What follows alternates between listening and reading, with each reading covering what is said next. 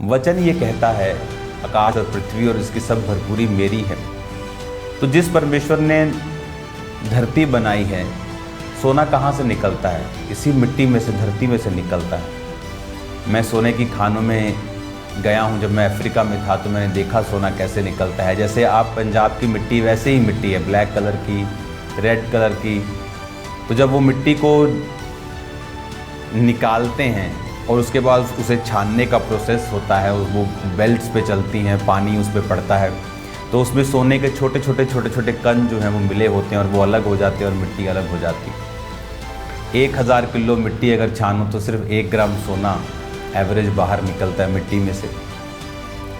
तो हमें ये बात तो समझ आती है कि परमेश्वर ने सोना उसने बनाया, परमेश्वर ने चांदी बनाई, उसने हीरे बनाए, सब कुछ हमें समझ आता है।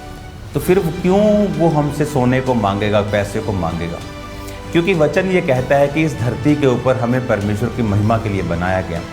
और यदि हम अपने जीवन से, अपने शरीर से, अपने परिवार से, अपने पैसों से, अपनी गिफ्ट से, अपनी लाइफ से, अपने समय से परमेश्वर की महिमा नहीं करते हैं, तो फिर उन जगहों के ऊपर शैतान अटैक करता है। जो चीज़ें हम परमेश्वर के हाथों में समर्पित नहीं करेंगे, उन विषयों के ऊपर, उन चीज़ों के ऊपर कभी भी परमेश्वर का हाथ नहीं आएगा, और बल्कि शैतान उन पर अटैक पे अटैक करता रहेगा।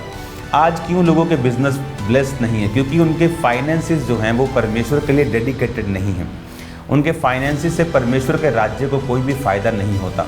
परमेश्वर ने ऐसे ग्रह बनाए, ऐसे प्लेनेट बनाए हैं जो पूरे के पूरे हीरे के हैं। एक ग्रह ऐसा है जो पूरे का पूरा, उसकी जो क्रस्ट, उसका जो ग्रह है वो हीरे का बना हुआ।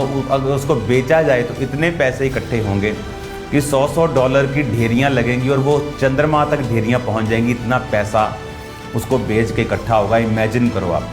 लेकिन परमेश्वर हमें क्यों कहता है? ताकि हम ब्लेस्ड हों।